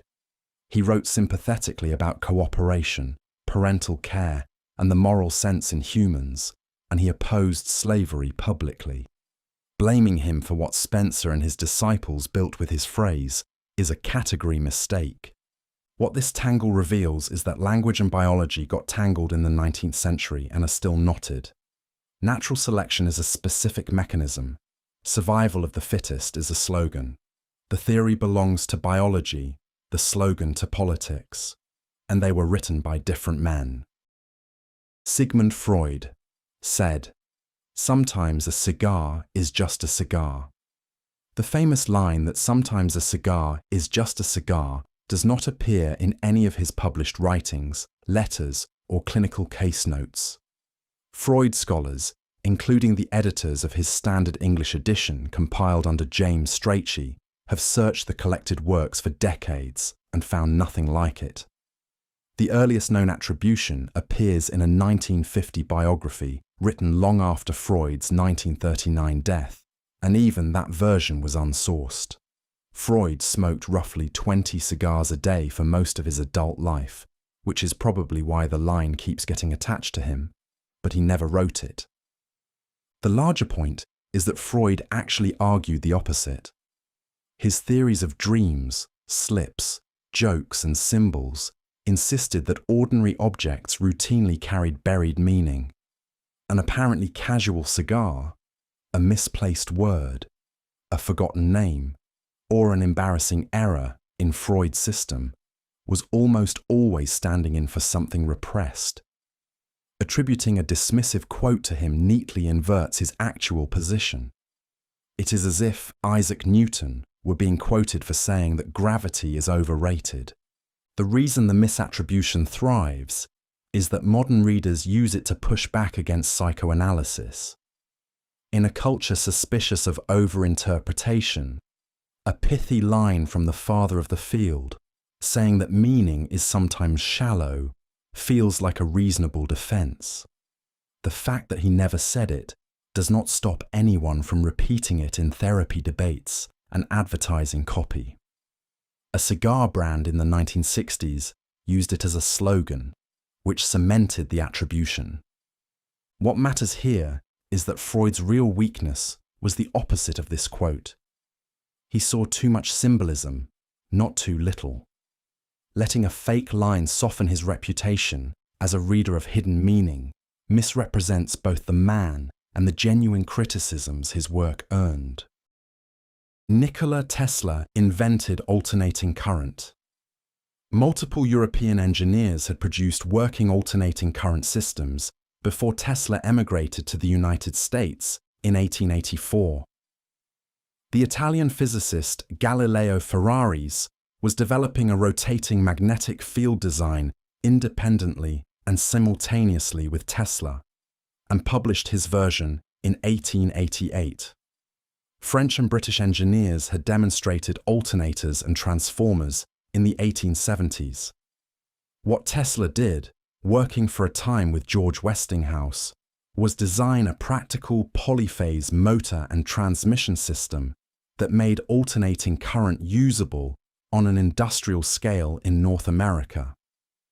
The famous War of the Currents, in which Tesla and Westinghouse battled Thomas Edison's direct current empire, was more complicated than the hero versus villain version circulating online. Edison did finance the electrocution of an elephant named Topsy on Coney Island in 1903 to smear alternating current as dangerous, and he did push for the alternating current electric chair to associate Westinghouse's name with death. Tesla did help design the Niagara Falls hydroelectric plant that opened in 1895 and that validated his system. But dozens of engineers across Europe and North America contributed to the eventual standardization. The lone genius myth around Tesla grew in the 20th century, particularly after his death in poverty in a New York hotel in 1943. A genuinely brilliant but eccentric inventor, he was easy to romanticize as a martyr to corporate greed. The internet era magnified him further. He has become the patron saint of a particular kind of online science fan who prefers underdog stories to engineering history. Seen plainly, Tesla was one of many talented contributors to a system that took a continent of engineers to build. He deserves a large share of credit and a corrective to Edison's propaganda, but not sole invention of a physical phenomenon that existed before he was born. People in medieval Europe never bathed. Public and private bathhouses were common across Europe from the 11th through the 15th centuries. Paris alone had roughly 32 public baths in the 1300s, with steam rooms, massage, and barbers. Similar establishments operated in London, Florence, Vienna, and most cities of any size. Monastic rules required regular washing, Jewish ritual law required immersion, and Muslim influence in Spain and Sicily introduced elaborate bathing architecture that Christians happily used. Medieval literature, from the Canterbury Tales to German romances, treats bathing as a normal and often social part of life. What collapsed European bathing culture was not the Middle Ages, but the early modern period, roughly 1500 to 1700. Successive waves of plague, syphilis, and other diseases led physicians to blame public bathing for contagion, on the theory that hot water opened pores to miasmas. By the 1540s, many cities had closed their bathhouses. The 17th century courts of Louis XIV and other monarchs relied on perfume, linen changes, and dry wiping instead of water. That is the era that gave us the truly unwashed European, not the medieval one. The unwashed Middle Ages image was largely manufactured in the 19th century by Protestant and Enlightenment writers who wanted to portray the period before the Reformation as backward and dirty. Victorian hygiene reformers found it useful to contrast their own soap and sanitation with supposed monastic filth. Generations of school textbooks and Monty Python sketches later, the caricature is global. The accurate claim is that cleanliness is a cultural practice that waxes and wanes, not a modern discovery. Medieval Europeans washed more often and more systematically than the powdered aristocrats of 2 centuries later. The image of the unwashed peasant is aimed at the wrong century and the wrong social class.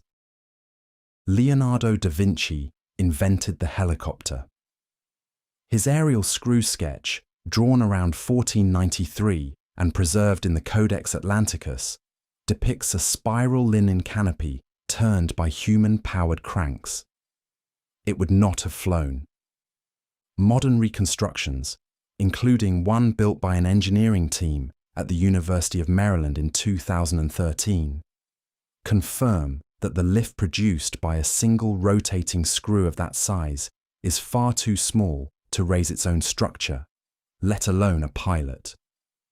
The sketch is a thought experiment, not a working machine. Leonardo was a relentlessly inventive designer whose notebooks contain proposals for parachutes, diving suits, armored vehicles, and flying machines that mixed elegant geometry with impractical mechanics. Most were never built. Some, like his parachute, have been shown in modern tests to work if executed carefully, but others violate basic principles of aerodynamics and power density that were unknown in his lifetime. The working helicopter required electric aluminum engines, rigid lightweight rotor blades, and an understanding of cyclic pitch control, none of which existed before the early 20th century. Igor Sikorsky's first practical helicopter flew in 1939. The inventor of everything framing around Leonardo grew up in the 19th and 20th centuries as Italian and global admirers combed his notebooks looking for anticipations of modern technology. Each device found an enthusiastic caption and a plate in a coffee table book. The cumulative effect is an image of a single Renaissance man inventing the 20th century 500 years early. That image flatters both Leonardo and his readers, who like the idea that genius can leap centuries. Stripped of the myth, Leonardo was a great draftsman and an intermittently perceptive engineer whose reach exceeded his materials. Calling him the inventor of the helicopter requires ignoring physics and a chain of actual inventors who did the hard work between his pen and the first working rotor. The Dark Ages were truly dark. The period roughly from 500 to 1000 of the Common Era, often called early medieval Europe, was intellectually, artistically, and technically productive across much of the continent. Irish monks preserved classical texts in manuscript libraries. The Carolingian Renaissance under Charlemagne, around the year 800, organized standardized script, rebuilt schools, and revived Latin literacy. Byzantine and Islamic civilizations entered a golden age of science, medicine, and architecture that outshone anything in pre-Christian Rome. Calling any of this dark requires pretending most of the world did not exist. Technology advanced as well. The heavy plough, the horse collar, 3-field crop rotation, and water-powered mills transformed European agriculture between roughly 700 and 1000. These innovations raised yields enough to support population growth, city revival, and eventually the universities of the 12th century. Metalworking, glassmaking, and shipbuilding all improved during the supposed dark period. Arab scholars preserved and extended Greek mathematics, astronomy, and medicine, and transmitted them back to Western Europe through Spain and Sicily, starting in the 10th century. The Dark Ages label was coined by the Italian humanist Petrarch in the 1300s, who used it to contrast his own era with the classical past he idealized. Enlightenment philosophers of the 1700s, particularly Voltaire and Edward Gibbon, adopted and extended the label to attack the medieval church and justify their own sense of modern intellectual superiority. 19th century nationalists and Protestant historians amplified it further. What began as a rhetorical complaint became, in popular memory, an accepted period of collapse. The working consensus today is that historians of the medieval period stopped using the term decades ago, except in ironic quotation marks. The real picture is of continuous development, uneven across regions and centuries, with shocks and recoveries. Dark is a word for ignorance about the period. not a description of the period itself. King Canute actually believed he could command the tide. The famous scene in which the Anglo-Saxon king Canute the Great sat in a throne on the beach and ordered the ocean to halt comes from the 12th century English chronicler Henry of Huntingdon, writing about a century after Canute's death in 1035. The original version has the opposite moral to the one usually told today. Canute staged the demonstration precisely to prove to his flattering courtiers that he could not stop the tide, and that only God had power over the natural world. He got soaked on purpose. Canute ruled an impressive North Sea empire that at its peak included England, Denmark, Norway, and parts of Sweden. He was a capable administrator who built a stable currency, codified laws, sponsored churches, and personally made a pilgrimage to Rome in 1027 to strengthen diplomatic ties. The tide story, in Henry's telling, is meant to contrast worldly kingship with divine authority. According to the Chronicle, Canute hung his crown on a crucifix afterward and vowed never to wear it again, saying it belonged rightfully to heaven. The inversion of the story into a portrait of arrogant stupidity took centuries. English Victorian writers, then American political commentators, began invoking the name Canute to mock any leader they considered out of touch with reality. The phrase trying to hold back the tide became shorthand for futile authoritarian ambition, with the irony that it accused Canute of exactly the pride he had publicly rejected. Read in context, the real Canute was making a medieval theological point, not a failed claim of power. Using him as the archetype of deluded authority requires pretending the original chronicle, which was widely available in libraries and translations, simply does not exist. Sometimes a humble gesture gets remembered as its opposite for 800 years. Alfred Nobel created the Nobel Prize out of pure generosity. The Swedish industrialist who made his fortune from dynamite and armaments established the prizes in his will, signed in 1895, partly in response to an obituary that mistook his brother Ludwig's death for his own. A French newspaper ran a premature notice calling him the Merchant of Death, for having found ways to kill more people more quickly than ever before. Alfred Nobel reportedly read the obituary himself, was horrified by the judgment, and set about redesigning how he would be remembered. His will left roughly 94% of his estate, an enormous sum for the period, to fund annual prizes in physics, chemistry, physiology, or medicine, literature, and peace. Economics was added much later, in 1968, by the Swedish Central Bank, and is technically a separate award not funded from Nobel's original bequest. His family members contested the will for years, since they were effectively disinherited, and the Swedish government had to intervene to uphold it. The first prizes were awarded in 1901. The pure philanthropist framing leaves out his actual business.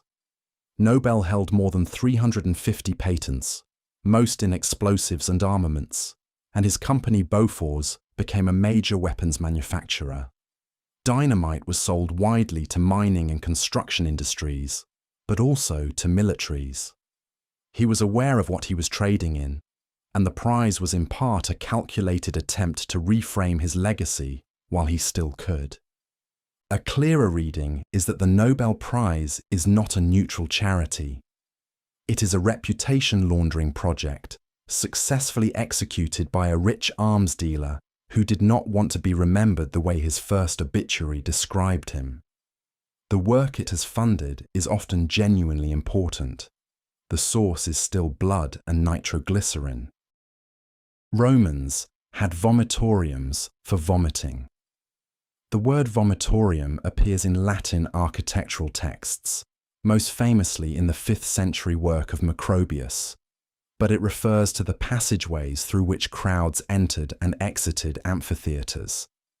The root is the same as the verb to disgorge, because the architecture was designed to let spectators pour out quickly, not because anyone was throwing up in there.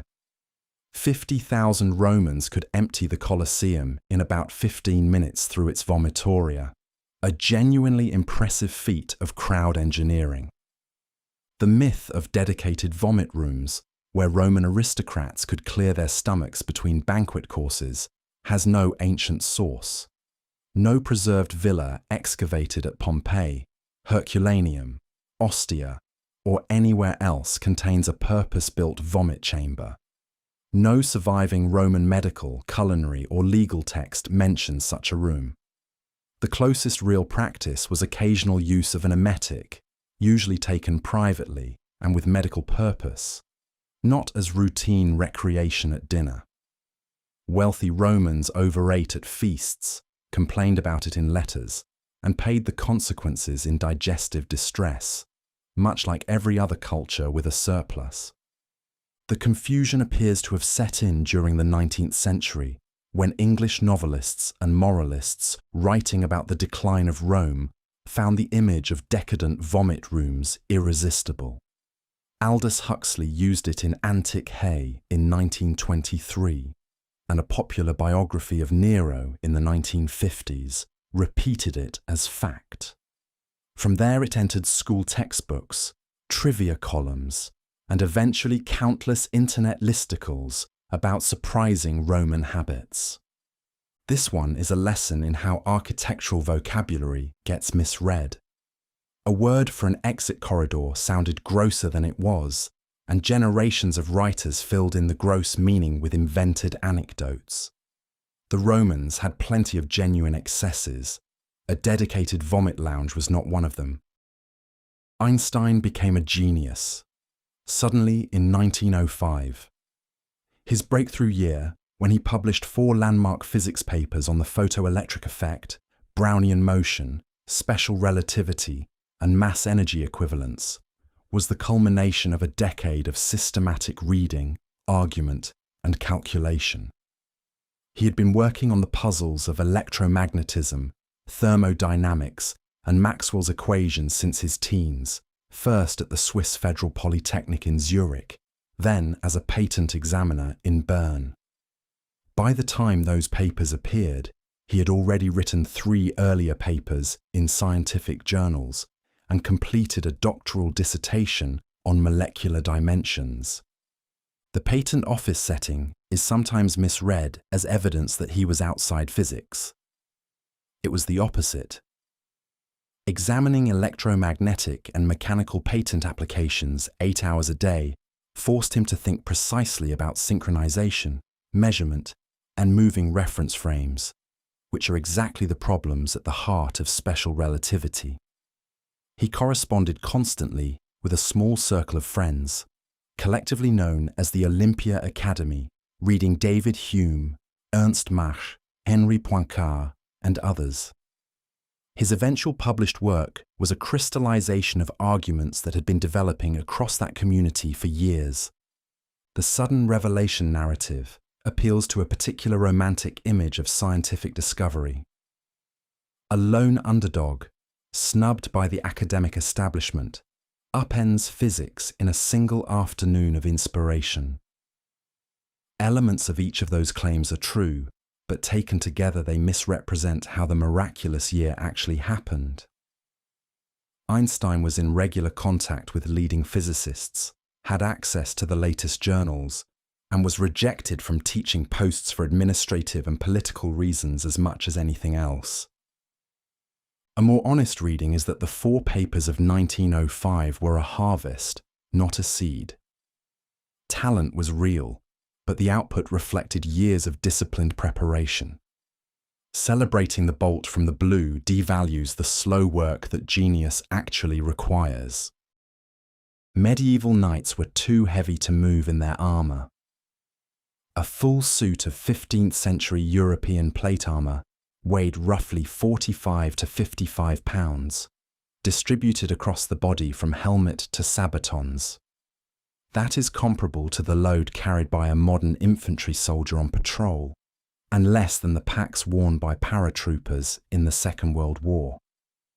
Because the weight was balanced along the skeleton rather than concentrated in a backpack, it was, if anything, easier to move in than modern combat gear. A healthy knight could run, climb a ladder, mount a horse without assistance, and roll on the ground in armour. Physiologists at the University of Leeds tested this in 2011 by fitting reenactors in museum-accurate armour and running them on treadmills. The energetic cost of walking was elevated, but mobility was preserved. Surviving medieval combat manuals by authors such as Hans Talhofer and Fiore de Liberi show wrestling, dagger fighting, and grappling performed in full plate. Jousting armour, specialised and deliberately heavier, was not what knights wore in real battle. The immobile knight myth comes from two main sources. Mark Twain's satirical novel, A Connecticut Yankee in King Arthur's Court, published in 1889, lampooned the image of an armoured man as a walking oven that had to be craned onto his horse. Hollywood inherited that joke. 20th century films leaned on shots of men in armour being hoisted into saddles for comic or tragic effect. The image was vivid enough to replace the evidence. The accurate picture is that plate armour was a sophisticated piece of biomechanics designed by professional armourers over generations. It protected without crippling. The joke of the helpless knight is funnier than the reality, which is a trained fighter who moved nearly as freely as an unarmoured one and was much harder to kill. Catherine the Great died having sex with a horse. For over 2 centuries, this rumour has clung to one of the most accomplished rulers in European history, and it is a pure invention. On the morning of November 17th, 1796, the Russian Empress suffered a stroke in her dressing room. Her servants found her collapsed on the floor. She lingered about a day before dying in bed at 67. No horse, no harness, no mechanical sling. Her physician recorded a cerebral hemorrhage. What Catherine actually did in her 34 years on the throne would fill a library. She expanded Russia by nearly 200,000 square miles, absorbing most of Poland, the Crimea, and long stretches of the Black Sea coast. She assembled the core of the Hermitage collection and corresponded for decades with Voltaire and Diderot. She did take many lovers, roughly a dozen across her lifetime, and she elevated several of them into real political power. Grigory Potemkin was her partner and one of the most effective statesmen in Russian history. None of this required sex with livestock. The horse story almost certainly began as French revolutionary pamphlet material, produced by writers who treated powerful women as grotesque by default. 19th century gossip kept it alive. 20th century schoolyards polished it into folklore. There is no contemporary source, no medical record, no eyewitness, nothing. The story survives because it is funny, shocking, and legally safe to repeat about a dead empress who could not sue. The useful observation here is about who gets this treatment. A woman who doubled her empire and exchanged letters with the sharpest minds in Europe is remembered for a stable accident that never happened. Male rulers with longer casualty lists rarely get the same reputation. That asymmetry is the actual story. Marie Antoinette said, "Let them eat cake." The phrase first appeared in print in the Confessions of Jean-Jacques Rousseau, which he started writing around 1765. At that point, the future queen was 10 years old, living in Austria, and had not yet met her future husband. Rousseau attributed the line to an unnamed great princess. Even he was not specific. The real woman arrived in France at 14 for an arranged marriage to the future Louis XVI. She became queen at 19. Her reputation for heartless luxury is partly earned and partly invented. She spent enormous sums on clothing and on her private estate at the Petit Trianon. She also donated portions of her household funds to famine relief during the 1770s, cut court expenditures under public pressure, and informally adopted several orphans. At her execution on October 16, 1793, her last recorded words were an apology to the executioner for stepping on his foot. The cake line was grafted onto her name in the 1840s, 50 years after her death, when French writers hunting for shorthand royal cruelty pulled the anonymous Rousseau quote off the shelf. Alphonse Karr helped cement the attribution. Once it entered popular 19th century textbooks, it became unkillable. Most people who use the phrase today cannot name a single genuine thing she said. The myth hides a more interesting reality. A foreign teenager was placed at the head of a monarchy running out of money, grain, and legitimacy. She became the convenient face for a systemic collapse that had been building for decades. The cake story spares everyone the work of understanding what actually caused the French Revolution. It replaces structural failure with a cartoon villain, which is easier to remember and significantly less accurate. Cleopatra was Egyptian. She was Greek, a member of the Ptolemaic dynasty, founded by one of the Macedonian generals of Alexander the Great after Alexander conquered Egypt in 323 before the Common Era. For nearly 3 centuries, the Ptolemies ruled Egypt as foreign occupiers who almost exclusively married within their own bloodline. Cleopatra VII, born in 69 before the Common Era, descended from that line with her Greek ancestry almost undiluted. What made her genuinely remarkable is easy to miss. She was the first Ptolemaic ruler in the entire dynasty to bother learning the Egyptian language. Every one of her ancestors had governed Egypt by speaking Greek and relying on interpreters. According to the historian Plutarch, she also spoke around 7 other languages, including Aramaic, Ethiopian, and Parthian.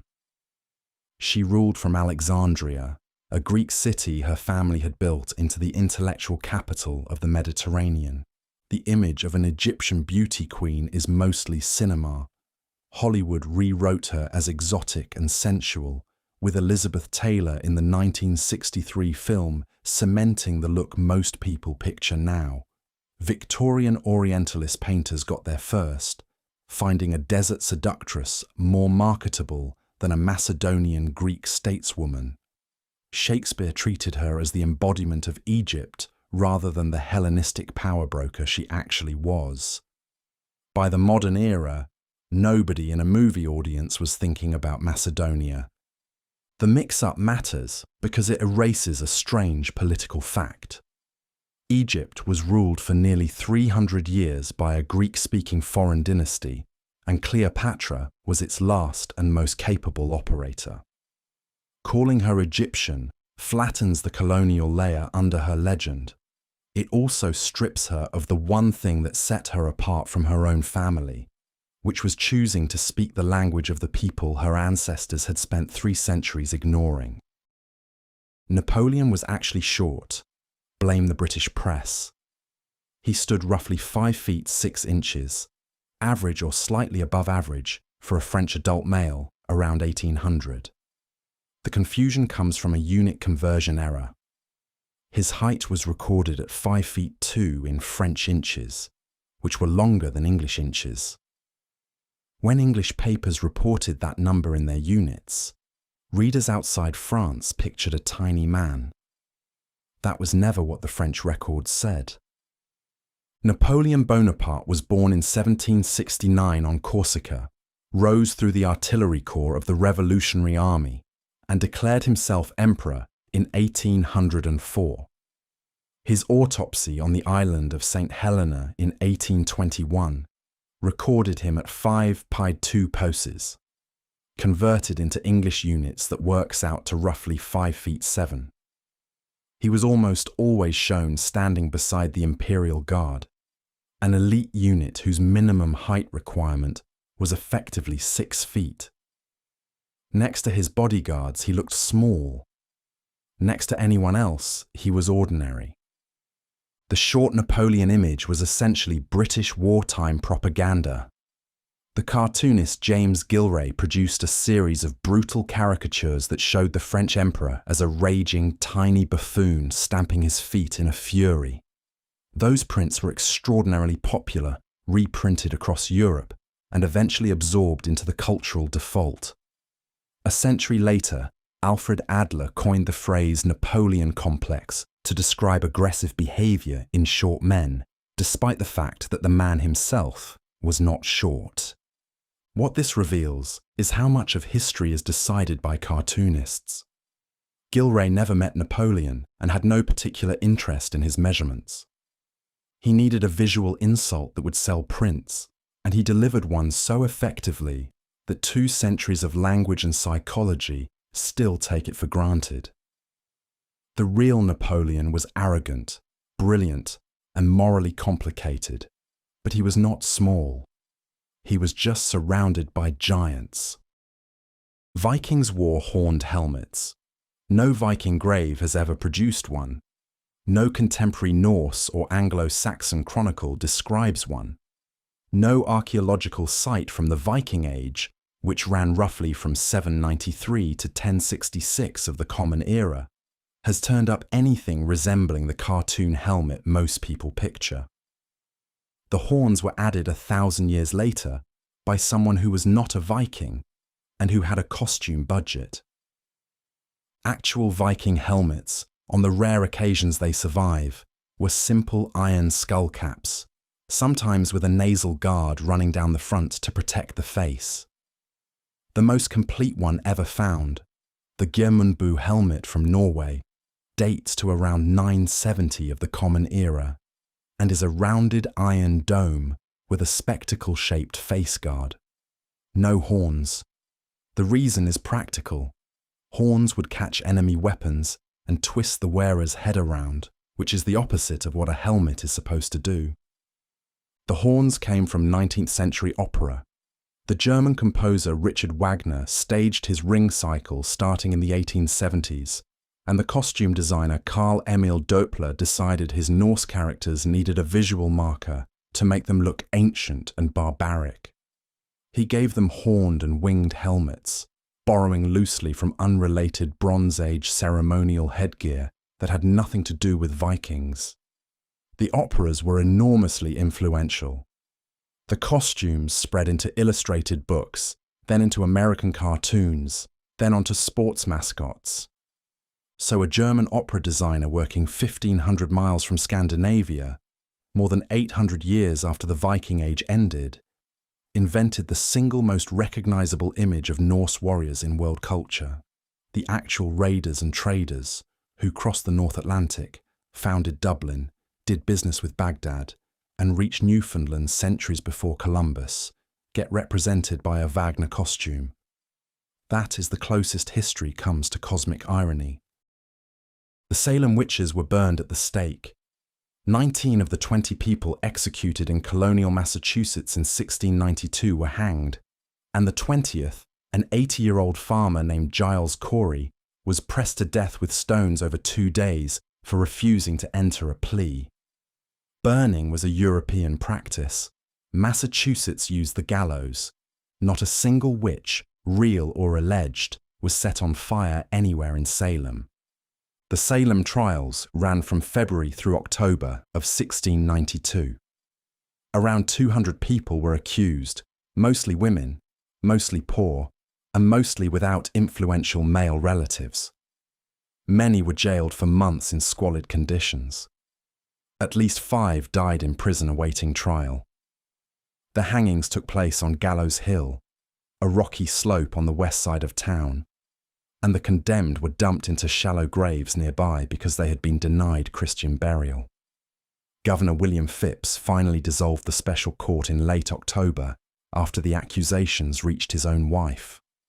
The burning myth seems to come from decades of collapsing Salem into the larger European witch hunts, which killed tens of thousands of people, often by fire. 19th century American writers and illustrators borrowed the more dramatic European imagery because a hanging lacks cinematic punch. Add 2 centuries of Halloween posters and a handful of inaccurate films, and the stake became standard visual shorthand for any witch trial anywhere.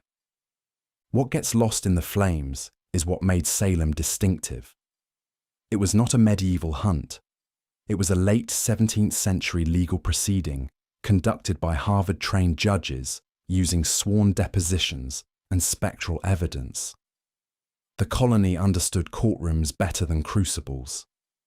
The horror of Salem was not pagan superstition. It was a trial system that allowed dreams and visions to stand in for witnesses, which is arguably scarier.